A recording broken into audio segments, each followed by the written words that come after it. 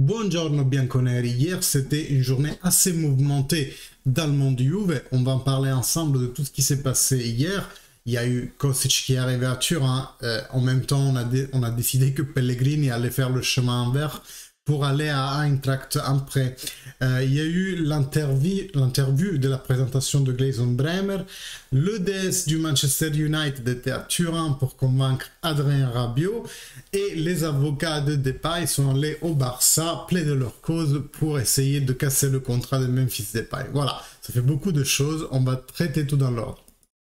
Tout d'abord, merci de liker et commenter la vidéo, ça la fait remonter beaucoup plus et en ce moment on a beaucoup d'invités qui sont dus justement au fait que la vidéo est présente sur YouTube et elle est boostée grâce à vos commentaires et grâce à vos likes. Donc n'arrêtez surtout pas. Si vous venez de découvrir la chaîne, je ne peux que vous inviter à vous abonner en cliquant sur le petit lien, sur le bouton qui est en bas de la vidéo.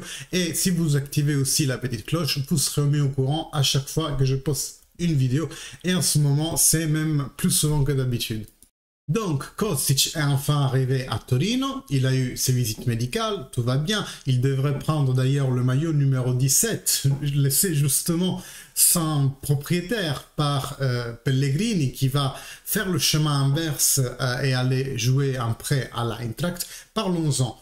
Il y a 2 jours, Raffaella Pimenta était à Torino. Raffaella Pimenta qui représente maintenant désormais l'écurie Mino Raiola, donc Proba, tout ça, mais aussi Moisken et Pellegrini. Donc plusieurs sources nous remontent des discussions, un peu d'explications vis-à-vis de ce qui s'est passé avec Moisken pour l'amicale contre l'Atlético. Il a été, on le rappelle, non convoqué dans les tribunes par rapport à un retard qu'il aurait eu ce jour-ci au rendez-vous de ce jour-ci. Donc sûrement qu'il y a eu des explications et on a dû aussi parler de son futur. Est-ce qu'il va rester à la Juventus ou pas? Mais on a surtout parlé du futur de Pellegrini parce qu'il nous était donné comme joueur en sortie. Ben, la preuve, là il part pour aller jouer à Eintracht, presque dans un échange avec Filip Kostic. Mais ça ne sera qu'un prêt, donc il va nous revenir. Est-ce qu'il va nous revenir à upgrader avec cette expérience dans la Bundesliga? Ou est-ce que ça va être uniquement un parking temporaire, voilà, pour Pellegrini? Kostic, est-ce qu'il va être terzino chez nous ou est-ce qu'il va être allié offensif?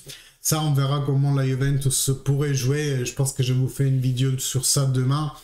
Suivant comment ça bouge à l'attaque, ça pourrait avoir plusieurs répercussions. Il y a eu aussi la vidéo présentation de Bremer, donc il a donné une interview avec tous les journalistes et il y a eu de belles questions qui lui ont été posées. Mais si je dois un peu synthétiser sa pensée, il est venu à la Juventus parce que c'est l'équipe la plus connue, la plus renommée en Italie. Bon, il aurait pu dire ça aussi de l'Inter. D'ailleurs, Giovanni Albanese lui pose la question, vous étiez proche d'une autre équipe, vous êtes venu ici, qu'est-ce qui a fait la différence? Donc bon, à part, bien entendu, hein, le cachet qu'on a mis sur la table, parce que les joueurs et l'argent, ça compte. On est en train de voir ce qui se passe avec Depay en ce moment, mais on peut parler de n'importe qui, Mbappé, etc. Dès que tu mets l'argent sur la table, c'est sûr qu'il y a une motivation supplémentaire. Mais Bremer nous dit aussi qu'il est venu à la Juventus parce que toutes les grandes équipes jouent avec une défense à 4. Lui, il veut s'améliorer en apprenant à jouer dans une défense à 4.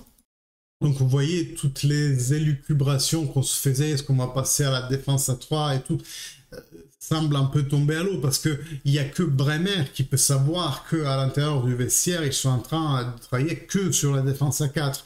Et si on lui exposait clairement pour le faire venir à Turin que le projet ça va être défense à 4, ben c'est sûr que ça a dû jouer dans son choix. D'ailleurs, sa nationale aussi joue une défense à 4, donc il aurait tout intérêt à appréhender les ficelles de ce système dans le club pour après obtenir une chance d'être convoqué en national. D'ailleurs, ça m'a fait un peu chier qu'il parle de la nationalité brésilienne, parce que Bremer peut encore prendre la nationalité italienne et s'insérer, vu la pénurie évidente de bons défenseurs italiens, ça serait vraiment une aubaine pour la nationale italienne.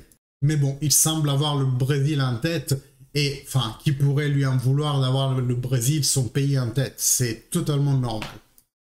Il se reconnaît lui-même comme un top défenseur italien. Bah, il a gagné le prix de meilleur défenseur la saison dernière. C'est celui qui a les meilleures stats l'année dernière, mais il a envie énormément de grandir sur un rayonnement international et c'est de reconfirmer comme l'un des meilleurs aussi à niveau international.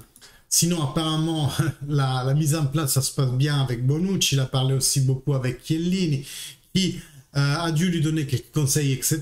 Donc voilà, ça c'est un peu des choses de rite ou de rital.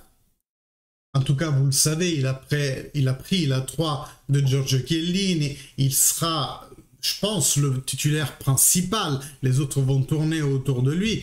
En ce moment, Bonucci me semble un peu hors forme, donc j'espère qu'on verra plutôt Gatti comme titulaire avec le Sassuolo. Et il se pose toujours la question, est-ce qu'on va compléter notre roster de défenseurs avec quelqu'un d'autre?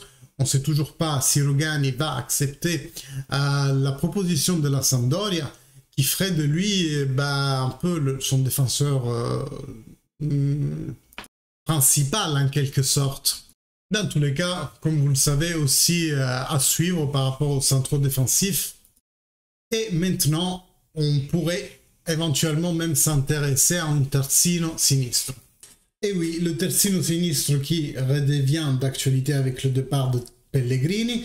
Il y a plusieurs profils au niveau international qui sont encore disponibles malgré toutes les pépites comme Raum, comme Wijndal, comme je sais plus qui, Udogie lui-même ont été pris.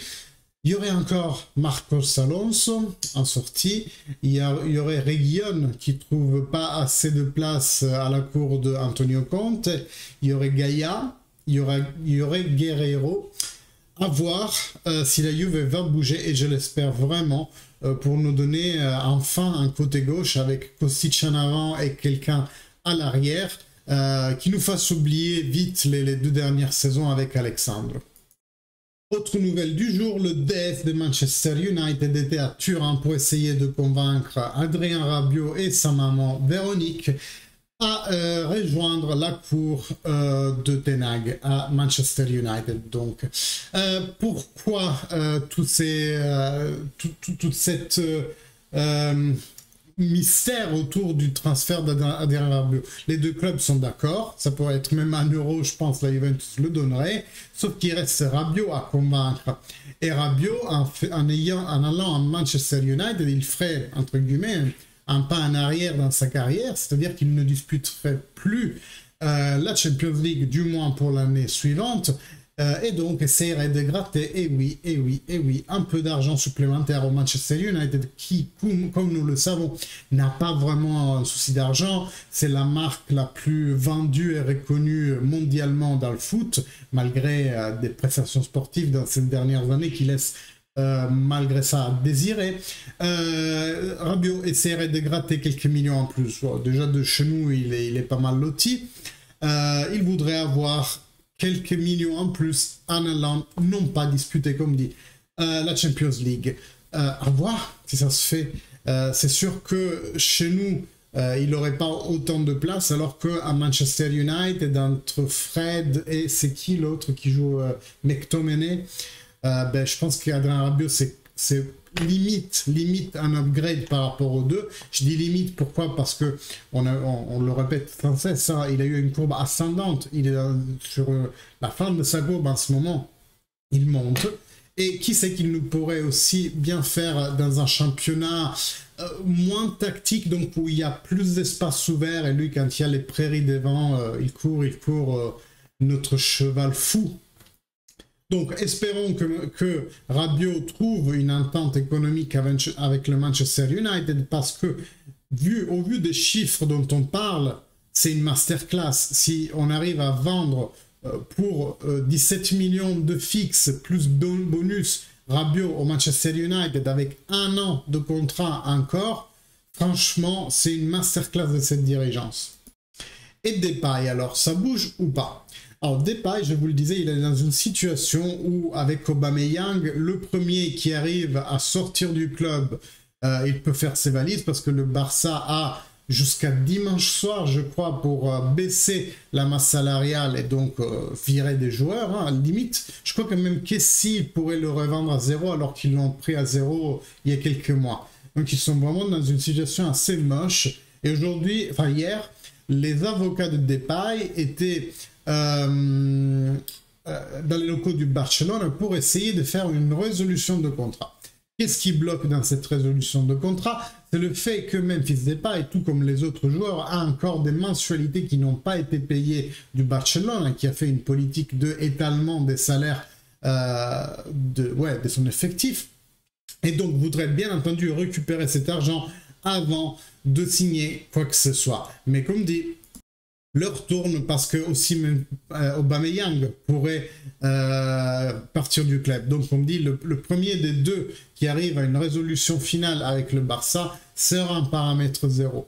Et si Depay arrive bien entendu à être un paramètre 0 tout de suite, la Juve est en pole position, on va le prendre. C'est un joueur assez éclectique qui peut jouer aussi en pointe comme dit Vlahovic, même s'il n'a pas la même carrure physique, mais aussi comme ailier gauche en attendant le retour de Federico Chiesa. Et c'est là que je vous disais, ben, si Depay on le met en ailier gauche en attendant Chiesa, donc ça fait 3 sur les rôles, et ben, pourquoi on a acheté Kostic en fait à un chiffre aussi haut? Eh bien parce que Kostic pourrait être mis dans la partie inférieure de la compo, donc comme terzino gauche. Donc tout ça, c'est vraiment un puzzle que Massimiliano Allegri va devoir composer dans les prochaines semaines. Voilà, voilà pour les news de la journée.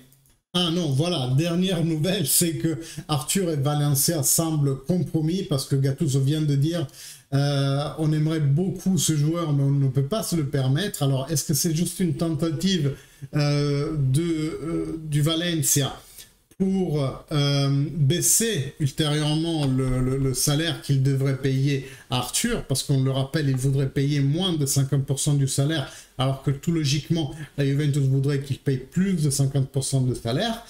Est-ce que c'est juste une tentative? Rappelons que dans tout ça, en tout cas, celui qui a fait aucune concession pour l'instant, c'est Arthur lui-même. Parce que qu'est-ce qui l'empêcherait, s'il veut vraiment jouer, de se baisser lui-même le salaire? Donc c'est un bras de fer à 3 entre Valencia, Juventus et Arthur. Et encore une situation à suivre pour savoir si on va effectivement se débarrasser du Brésilien d'ici la fin du mercato.